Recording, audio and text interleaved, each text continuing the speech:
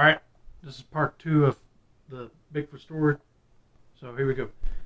Dev approached the mask, which Breck at first assumed was propped up on a stump, but as Dev got closer, he saw it had been fitted onto a rock. Odd, Breck thought, and then reached as the rock came into detail. The costume's hair was dark and thick, but not enough of either to conceal the unmistakable pool of fresh blood at its base. Blood and skin and gristled. Dev turned and threw up. The others came running. Taylor screamed. Miguel's knees buckled, and he almost fell. Breck started filming. "You said there weren't any bears," said Taylor. "I never said that," said Dave. "What we say wasn't a bear. Then what did this?" "I don't know. Maybe it was a bear. I don't know." "Where's the rest of them?" asked Miguel, backing up the way they had come. They stopped and scanned the area, though no one moved except Miguel, who continued his retreat. "We should stay together," said Dave. "Agreed," said Miguel. "Let's stay together."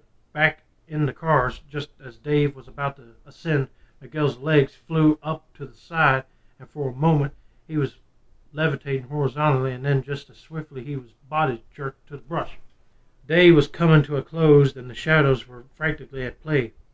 In the remaining light, Breck could have make out what had happened. It had been too sudden, too unordinary to process on the instant. Taylor moved toward him, her arm finding his waist. She didn't speak either, and her face indicated she might have not been able to if she tried. Only Breck was in motion, panning the clearing in which they stood, desperately trying to capture on film the nearly tangible terror. When he got around to his companions, he lowered the camera and joined their huddled twosome.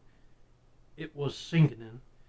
"Is this real?" asked Taylor, her grip of Dev tightening. Dev was about to answer when he turned to his friend. Breck shook his head. "I didn't write this." "So what is it then?" asked Dave. Is it a bear?" asked Taylor. "It could be a bear, right?" "It could be," said Breck, "but you think it is?" "I don't know what it is." "Yeah, it's a real Bigfoot. He's kind of mad." Anyway, "But what do you think it is?" Breck didn't respond. What he thought was too ridiculous to voice. "Could it be a skookum?" asked Taylor. They were all still looking at the spot where Miguel had last stood. Come again. "One of those cannibal ape men," she said. "The Indian guide," Miguel explained in the script. She sighed and repeated his name softly. Well," said Breck. He was frightened, but how not ridiculous the words actually sounded. "Those are like Bigfoot, right?" She asked. "Big feet. There are all the same myth," said Dev, with an authority deflated by the reality of their situation. There was about a 10-yard radius around them in the glade, the only opening in the path Miguel had taken. All alternative avenues of escape met an increasingly blind stumble through the undergrowth. The sun was just about gone. "Does anyone have a gun or knives?" asked Taylor. "Why would we have a gun?" asked Breck. "Because we're in the woods, maybe. Because you were so sure there are bears around here. What would you have done if we did see a bear?" "I don't know," said Breck. "Make myself look bigger, right?" "I thought it was play dead," said Dev. "Have either of you ever been in the woods before?" "It's possible." "The answer is no," said Dev. "Yeah, maybe not. So no knife either." "Not that I think that we do anything." "What about a flashlight?" asked Dev. He looked down to where her hands no longer were. "I have this," said Breck, flipping on his camera's eternal light. It was bright. "How much battery is left?" Breck paused. He already knew not enough. 20 minutes. "How is that not enough?" asked Taylor. "We don't know how long we're going to be here," said Dev. Here, trapped here. "That's your plan?" "That's not a plan," said Dev. "That's our only choice. I'm not running that way, not knowing what the hell grabbed Miguel and if it's still there, and I'm sure not running that way further to the middle of nowhere." Taylor took a phone out of her pocket. Okay, that makes sense too, said Dev. Her thumb sat on the keypad. Who do I even call? The park ranger, said Brick. She lifted her thumb, then put it back down. Do they have a special number or something? Just call 911, said Dev. Do you even know where we are? I know how to get here. Listen, they'll figure it out. Just call. She did, and got nothing. No bars. Dev and Breck tried their phones. Nothing. We need to walk around a bit. The other two look at him. A bit? There was a rustle from the bushes by the opening. They were back together, cowardly, waiting for something to follow the sound. The noise moved. It was all around them now. Not a continuous movement, but dispersed and indiscriminate. They shivered as one when it got closer. Turned as one to anticipate its pattern.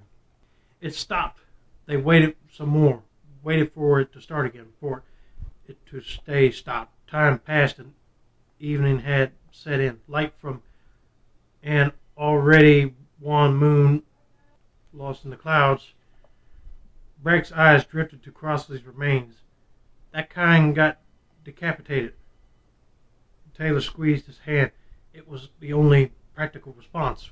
We need to do something, said Breck. We have to try to find a signal. Or make a run for it. Are you kidding? Asked Dev. Our cars are that far. Even if we got past where Miguel was, are you so sure we can outrun it? Outrun what? We don't even know what it is. And that's giving you confidence, asked Dev. Plus, it's pretty dark. If you haven't noticed, I can barely see you. The rustling started again. Before Breck could respond, it made its way around the clearing as before. But now there was something else, something worse. A groan, a low, strained groan. Breck turned on the camera light and shined it at that opening. Oh no, said Taylor. Miguel, he was on his knees. One head pressed against his stomach, the other reaching, straining for them. He was bloody, cut, and battered. He groaned again, his lips quivering to form syllables that he anguished in. His eyes failed to distinguish as pleas or warnings. Taylor broke toward him. Dev reacted too slowly, had to lunge to stop her, tackling her legs. She kicked at him and screamed, "What are you doing? It's a trap!" She kicked again, freeing her legs, but she stayed on the ground. Where has he been? Asked Dev. He was forcing calmness into his voice. It was us to go over there. Taylor took his hand and slid back toward him. Why doesn't it just come out here and get us? There was no bitterness in her question. It's playing with us, said Breck, squatting beside them. This is not a bear. Miguel's hand slipped from his midsection and he cried out as his stomach spilled open. Oh! No. Taylor shrieked. They all did. Miguel made a final grab for them and collapsed face first onto the grass, body twitching.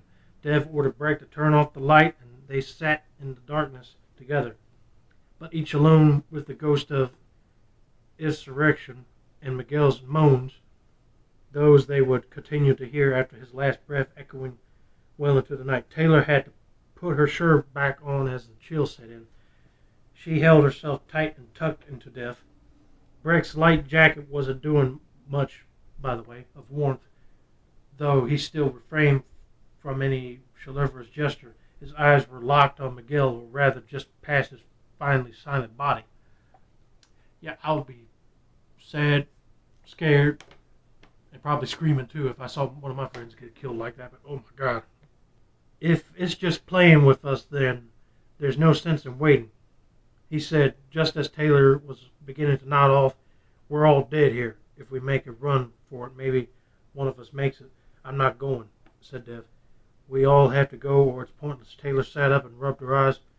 So we wait for what, morning? It's not a vampire, said Breck. No, it's something else that doesn't exist. No one spoke for several minutes, the conversation not over, but on hold. Their chances of survival might be incrementally better one way or another. But neither Breck nor Dev were fighters, literally or in any figurative heroic sense. That understanding place their bet for them. First light rerun, said Dev.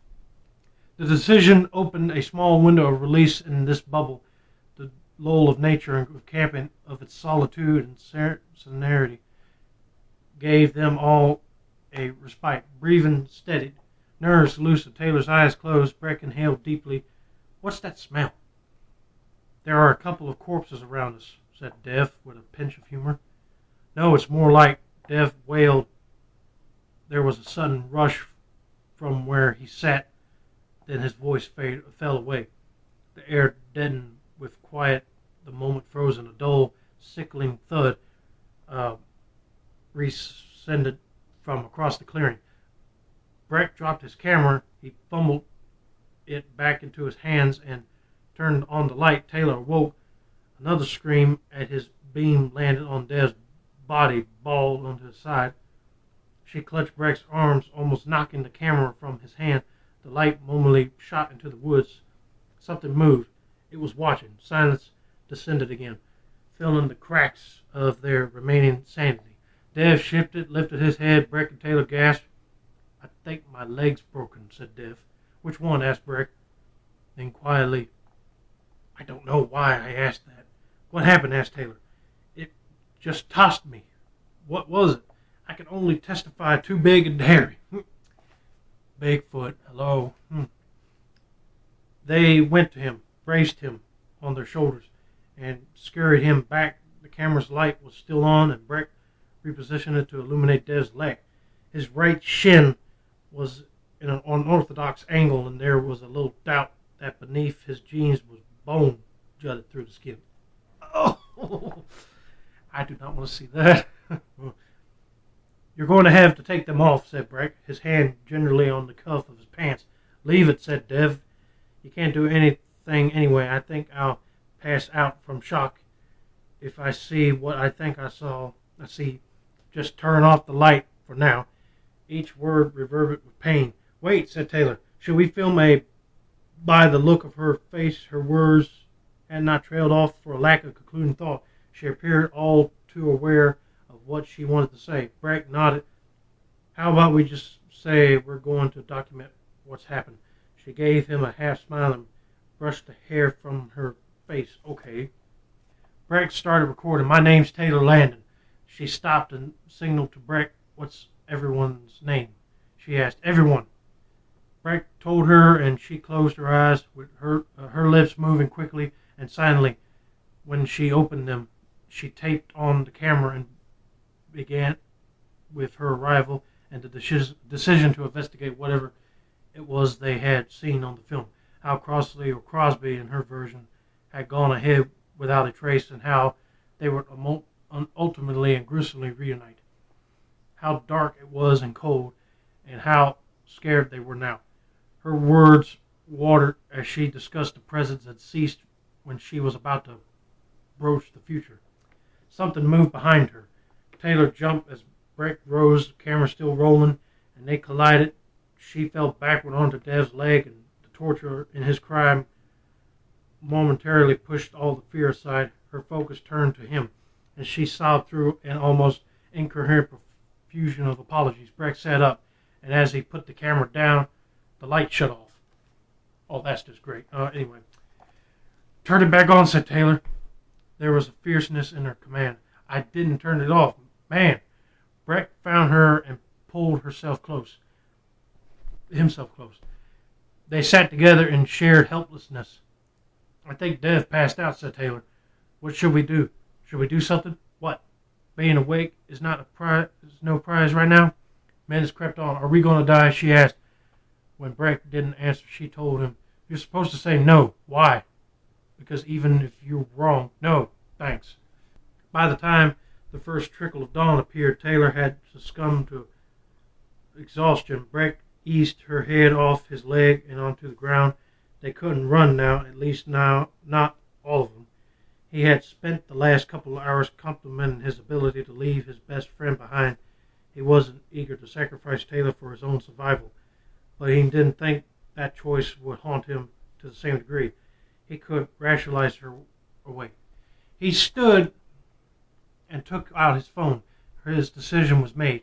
Maybe always had been, but he felt he owed death one more try. The poor guy was delirious with pain and hardly making any sense now. No signal. He walked off a few paces, nothing. A few more. He faced each direction, held the phone high and low, switched hands, shook it. Finally appeared one solitary bar, one lifeline. That tiny white rectangle that could save their lives. Bright white pain flared up at the back of his head. Then all went dark and quiet. There was no way to know how long he had been out, no way to know what had happened. He was on his back, that he knew. He couldn't move his legs or arms, couldn't feel them. It was midday. He guessed the sun overhead, bright and warm on his face. He ran his tongue over the salty, coppery paste around his mouth. He was bleeding and sweating, and something was moving closer to him. He smelled it again as it approached the putrid musk. It stood over him now, bigger than he had feared, and not at all like any of the descriptions he had read. Everyone had always described it in human terms. This was not a primate in the same way. It was not a reptile. It was astronomically a monster. Breck wasn't scared. He was too far past emotion. His only thoughts as the creature closed over him concerned the luminous corona about his head as he eclipsed the sun. He wished he had his camera. It would have been a brilliant shot. Alright, that's going to be it for now for this book. I'm going to, like I told you in the other video, I'm going to take a break on these books for a while next year. And I'm going to start back up in the middle of next year. But anyway, I'm glad that guy took up and said he wasn't going to leave his friends behind. But I don't know what was that Bigfoot's deal, killing off the guy in the Bigfoot costume or something. But I hate to see that on camera. But anyway, that's going to be it for now. Don't forget to like, subscribe, turn on post notifications, and I'll see you next time.